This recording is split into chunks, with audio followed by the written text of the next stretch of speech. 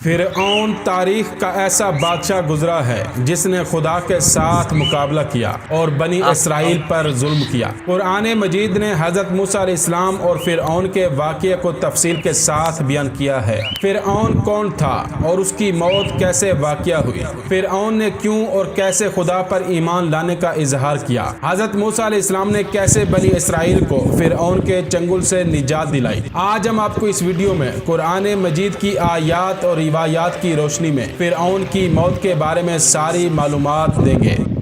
فرعون حضرت موسیٰ علیہ السلام کے دور میں مصر کا بادشاہ تھا۔ لفظ فرعون قرآن مجید میں 74 بار آیا ہے۔ فرعون ایک ظالم بادشاہ تھا اور اس نے خدائی دعویٰ کیا اور لوگوں سے اپنی پرستش کرواتا تھا اور بنی اسرائیل پر ظلم کرتا تھا اور ان کو قید کر کے رکھا ہوا تھا۔ اللہ تعالی نے حضرت موسیٰ علیہ السلام کو ان کے بھائی حضرت ہارون علیہ السلام کے ساتھ فرعون کے پاس بھیجا تاکہ بنی اسرائیل کو اس کے چنگل سے نجات دلائیں۔ حضرت موسیٰ علیہ السلام اور فرعون کے درمیان ہونے والی گفتگو کو قرآن مجید کی سورہ شعراء آیت نمبر 16 اور 17 میں بیان کیا گیا ہے۔ خداوند متعال نے فرمایا، اے موسیٰ، اب جب کہ تمام حالات سازگار ہیں تو تم فرعون کے پاس جاؤ اور اس سے کہو کہ ہم عالمین کے پروردگار کے رسول ہیں۔ ہمیں حکم ملا ہے کہ تجھ سے مطالبہ کریں کہ تو بنی اسرائیل کو ہمارے ساتھ بھیج دے۔ جب حضرت موسیٰ علیہ السلام اور حضرت ہارون علیہ السلام فرعون کے دربار میں پہنچے، اس وقت فرعون کے وزراء اور مخصوص لوگ اسے گھیرے ہوئے تھے۔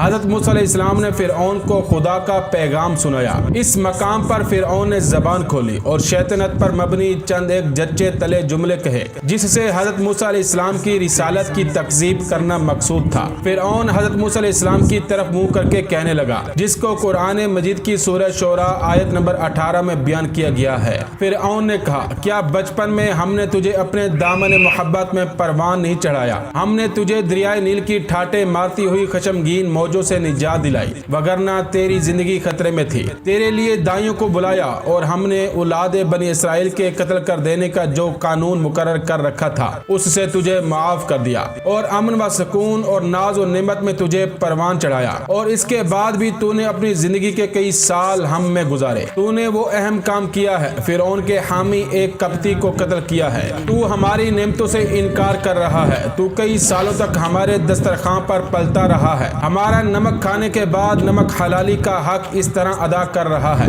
اس قدر کفران نعمت کے بعد تو کس منہ سے نبوت کا دعویٰ کر رہا ہے؟ حقیقت میں فرعون اس طرح کی منطق سے حضرت موسیٰ علیہ السلام کی کردار کشی کر کے حضرت موسیٰ علیہ السلام کو خاموش کرنا چاہتا تھا۔ حضرت موسیٰ علیہ السلام نے فرعون کے تینوں اعتراضات کے جواب دینا شروع کیے۔ قرآن مجید کی سورہ شعراء آیت نمبر 20 میں ارشاد ہوتا ہے، حضرت موسیٰ علیہ السلام نے فرمایا، میں نے یہ کام اس وقت انجام دیا جبکہ میں بے خبر لوگوں میں سے تھا، یعنی میں نے جو اسے مکہ مارا تھا وہ اسے جان سے مار دینے کی غرض سے نہیں تھی بلکہ مظلوم کی حمایت کے طور پر تھا۔ میں تو نہیں سمجھتا تھا کہ اس طرح اس کی موت واقع ہو جائے گی۔ اس کے بعد حضرت موسیٰ علیہ السلام اس احسان کا جواب دیتے ہیں جو فرعون نے بچپن اور لڑکپن میں پرورش کی صورت میں ان پر کیا تھا۔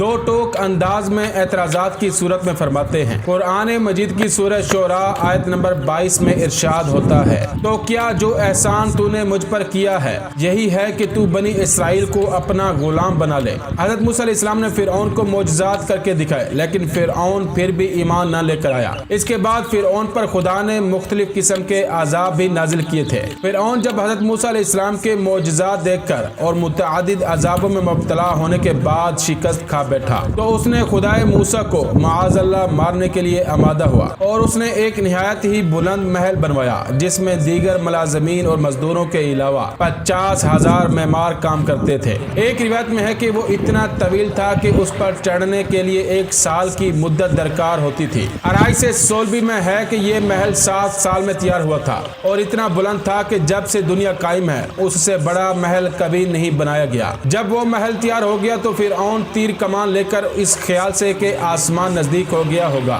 اس محل پر چڑھا، مگر آسمان بالکل اتنا ہی دور معلوم ہوا جتنا زمین زمین سے دور تھا۔ الغرض اس نے ایک تیر آسمان کی طرف پھینکا۔ خدا نے ایک فرشتے کو حکم دیا کہ اسے خون آلود کر دو، چنانچہ وہ تیر خون آلود پلٹا اور فرعون نے کہا کہ میں نے خدائے موسیٰ کو مار لیا۔ اس کے بعد حضرت جبرائیل علیہ السلام نے ایک پر مارا اور محل کے 3 ٹکڑے ہو کر مختلف ممالک کے عالم میں جا گرے اور بے شمار جانیں ضائع ہوئی۔ بالآخر جب فرعون ہر طرف سے اپنی خدائی کو کامیاب بنانے سے مایوس ہو گیا تو حکم دیا کہ بنی اسرائیل کو قید سے رہا کر دیا جائے اور ان کے ساتھ سختی ختم کر دی جائے۔ چنانچہ سب قید سے رہا ہو گئے اور حضرت موسیٰ علیہ السلام کو ان کی نجات کے لیے پروگرام مرتب کرنے میں کامیابی نصیب ہوئی۔ متعدد عذابوں میں مبتلا ہونے کے بعد فرعون نے بنی اسرائیل کو قید و بند سے رہا تو کر دیا، لیکن ان کو کہیں باہر جانے کی اجازت نہ تھی۔ اس کا یہ خیال تھا کہ اگر یہ مصر سے چلے جائیں گے تو بہت سے ملکی نظام درم برم ہو جائیں گے اور ملک کی آباد کاری میں کافی کمی پیدا ہو جائے گی، کیونکہ تعداد لاکھوں کے حساب میں ہے اور بہت کافی ہے۔ لیکن رہائی کے بعد وہ ان لوگوں کو قیام مصر پر مجبور کر کے کامیاب نہ ہو سکا۔ مؤرخین کا بیان ہے کہ رہائی کے تھوڑے دنوں بعد حضرت موسیٰ علیہ السلام کو خدا نے ترک مصر کا حکم دیا۔ حضرت موسیٰ علیہ السلام نے اعیان و اشراف بنی اسرائیل کو طلب فرما کر ان کے سامنے وحی کے مضمون کو دہرایا اور کہا، تم لوگ مصر سے نکل چلنے کے لیے تیاری کرو، اور اس کے لیے 1 ماہ کی مدت معین کر دی۔ وہ لوگ اپنی عوام کو تیار کرتے رہے اور ساری تیاری پوری تیزی کے ساتھ ہوتی رہی، لیکن روانگی کا جب ارادہ کرتے تھے کوئی نہ کوئی رکاوٹ پیدا ہو جاتی تھی، یہاں تک کہ 1 ماہ کی مدت گزر گئی۔ حضرت موسیٰ علیہ السلام نے پھر ان لوگوں کو جمع کر کے ہدایت کی کہ روانگی میں جلدی سے کام لو۔